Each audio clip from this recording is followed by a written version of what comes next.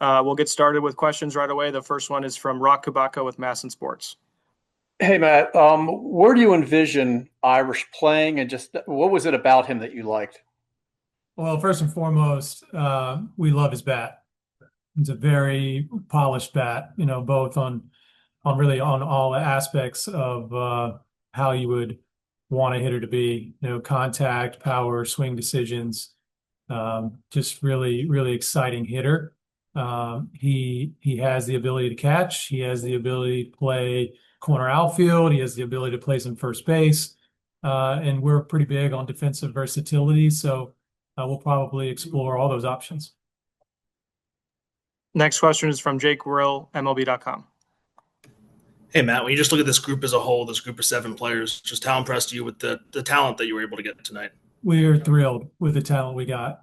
We feel like we got a bunch of players that we really like, a bunch of players that we weren't expecting to get access to, and just having that many picks on day one, gives you the ability to capitalize whenever these things happen. And we're just really over the moon with the haul that we were able to get today.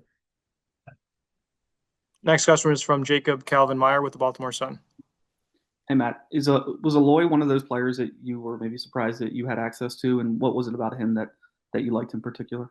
Absolutely. I mean, this guy won the Golden Spikes this year, went to the College World Series finals, and hit a million home runs, and played really nice defense at a premier program in University of Arkansas.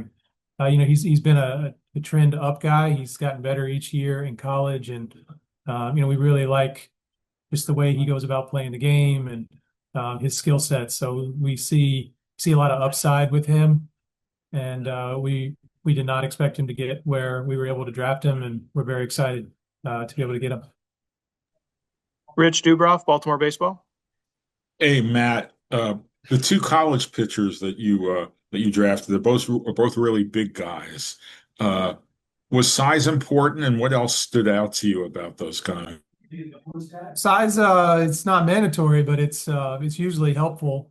But yeah, they're both big guys, and they're both guys that our group was excited about, and we were targeting and hoping that they were going to get to those picks. And you never know who's going to be at the top of your board whenever the picks come around, and you get asked that question a lot, like when are you going to take pictures? When are you going to take pictures? And those guys were there. They were right there at the top of our board when it was our turn to pick, and we were really excited to get them. And they're both one's a lefty, pitchability, really good fastball changeup, and the other is a big righty with big fastball and a full arsenal. He's been working underneath Wes Johnson there at Georgia, and he's been a big stock up guy the second half of this season. So they're both guys that our group is very excited about.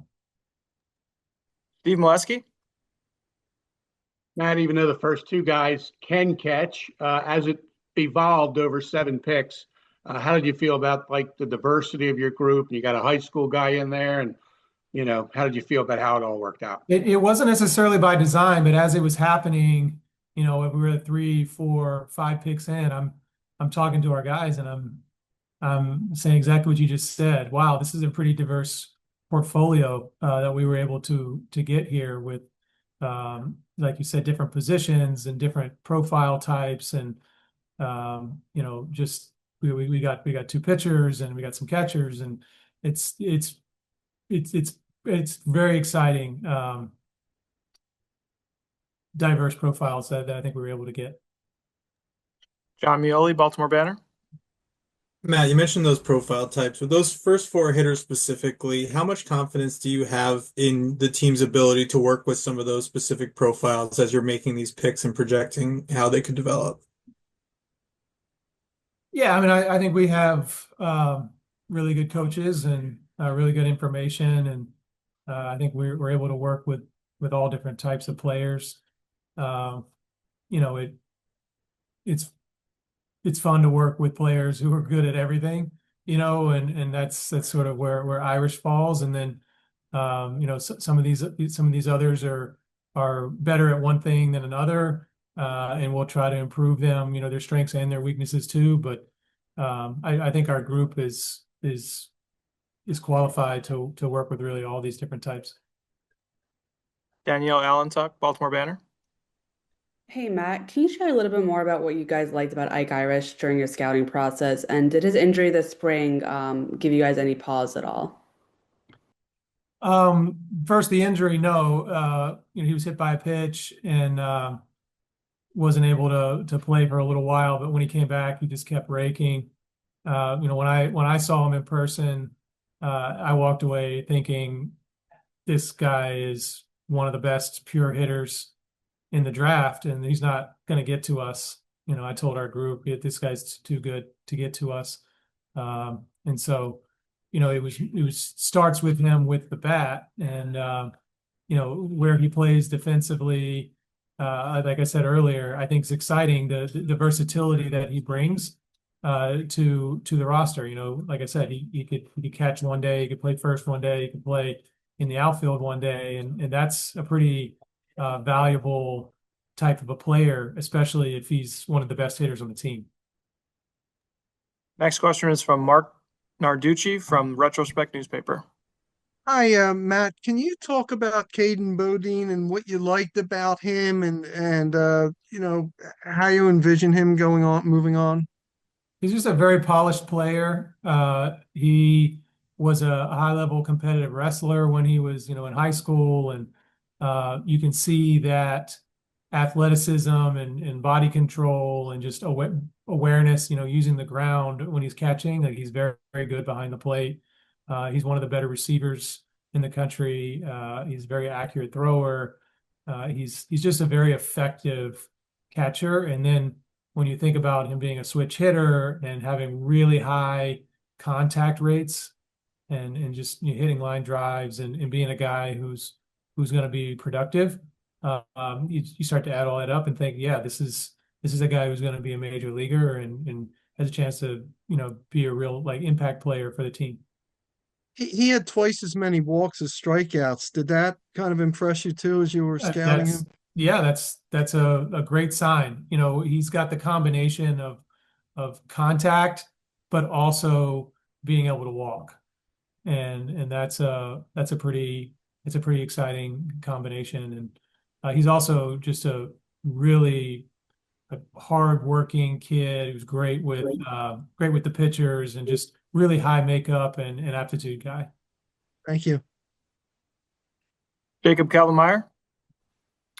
I'm going to screw up the last name, so I'll just go with the first name. Joseph, the 6'8" lefty that you took, low walk rate, kind of a low 90s lefty. Was the pitchability a big factor there, and what made you interested in him? Definitely the pitchability, and we feel like our pitching development group is going to be able to help him in some ways. And so when you combine the size and the stuff and the pitchability, and then also some sort of upside for building out more of his arsenal, we feel like this was an upside play for us. Is velo one of those areas that you think that you can help him a little bit if he can just get a couple more ticks? Possibly, yeah, possibly. We usually have some success doing that. Jake Rill. Hey, Matt, what do you like about Slater Debrun's skills and also just his makeup? And I was also curious if you knew about his music career when you were scouting him. Of course, yeah. Slater is one of the more charismatic and likable people that you'll ever meet. He's got a lot of energy. He's great to be around. He works really, really hard. He's very deliberate and diligent about everything that he does. Cares a lot. And so that's a great place to start when you're talking about an 18-year-old kid who can really run, play center field, makes a ton of contact as well, a lot of line drives. So it's a real, and it walks as well. So another one of these contact guys who also walks. And we feel like all those things combined, give him a pretty good chance to have some success. Time for a couple more questions. If you have anything, drop them in the chat. Next one is from Jacob Kaltenmeyer. Back to Debrun, is it fair to say that you didn't scout heavily his music his music career? And if you had to, if you did would you have to put a grade on it between 20 and 80? What would you say?